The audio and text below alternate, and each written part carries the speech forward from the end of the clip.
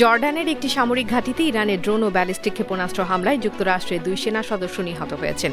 এই ঘটনায় আরও এক মার্কিন সেনা নিখোঁজ রয়েছেন। মার্কিন সেনাদের এই প্রাণহানির পর মধ্যপ্রাচ্যে চরম উত্তেজনা ছড়িয়ে পড়েছে এবং প্রতিশোধ নিতে ইরানের সামরিক স্থাপনা লক্ষ্য করে ব্যাপক ও ভয়াবহ পাল্টা বিমান হামলা শুরু করেছে যুক্তরাষ্ট্র। রোববার 19 জুলাই ব্রিটিশ সংবাদ মাধ্যম বিবিসির এক প্রতিবেদন থেকে এই তথ্য জানা গেছে।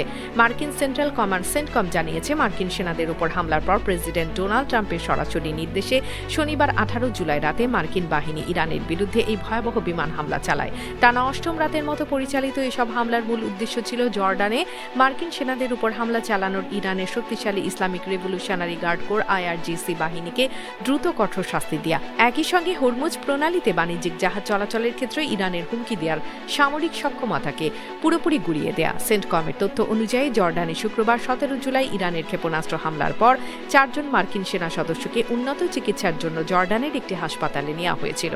প্রাথমিক চিকিৎসা শেষে পরবর্তীতে তাদের ছেড়ে দেওয়া হয় এবং আহত অন্য সেনারা ইতিমধ্যে নিজেদের দায়িত্বে ফিরেছেন। মানে ভালো, দামে সস্তা। আজই কিনুন জাদু ডিটারজেন্ট পাউডার। আপনার কাপড় হবে ঝকঝকে পরিষ্কার। MK international company.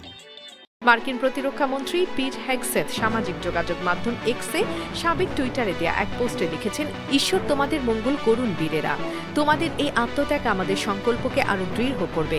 এদিকে ইরানের রাষ্ট্রীয় সংবাদ মাধ্যম আইআরজিসির বরাতে দাবি করেছে, শনিবার ভোরে জর্ডানের আল জাজিরাকে ঘাঁটিতে ইরানের নিখুঁত হামলায় যুক্তরাষ্ট্রের অন্তত 2টি অত্যাধুনিক যুদ্ধ বিমান সম্পূর্ণ ধ্বংস করা হয়েছে।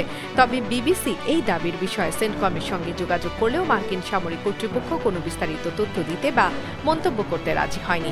এর আগে জর্ডানের সামরিক বাহিনী জানিয়েছিল, তারা রাতভর তাদের আকাশসীমায় ধেয়ে আসা 10টি ইরানি ক্ষেপণাস্ত্র সফলভাবে প্রতিহত করেছে। চলতি মাসের শুরুতে নিখোঁজ হওয়া মার্কিন নৌবাহিনীর এক পাইলটকে মৃত ঘোষণা করার পর বর্তমান সংঘাত শুরু হওয়ার পর থেকে এই নিয়ে মোট মার্কিন সেনার মৃত্যুর সংখ্যা বেড়ে 16 জনে দাঁড়িয়েছে। গত এক সপ্তাহ ধরে ওয়াশিংটন ও তেহরানের মধ্যে ভয়াবহ উত্তেজনা শুরু হয়েছে। মার্কিন প্রশাসন ইরানের বন্দরগুলোর উপর পুনরায় কঠোর অর্থনৈতিক ও নৌ অবরোধ আরোপ করার পর পাল্টা জবাবে তেহরানও আন্তর্জাতিক জ্বালানি সরবরাহে প্রধান পথ হরমুজ প্রণালী বন্ধ ঘোষণা করে। এই উত্তপ্ত পরিস্থিতির মধ্যে শনিবার গভীর রাতে ইরানের সর্বোচ্চ নেতা মুস্তফা খামেনি এক কড়া বিবৃতিতে বলেন, আমেরিকার বারবার আন্তর্জাতিক চুক্তি লঙ্ঘনের ঘটনা একটি মৌলিক সত্য উন্মোচন করেছে যে মার্কিন প্রেসিডেন্টের স্বাক্ষর সম্পূর্ণ মূল্যহীন। এটি বিশ্ববাসীর কাছে মার্কিন প্রশাসনের বিশ্বাসযোগ্যতা পুরোপুরি নষ্ট করছে।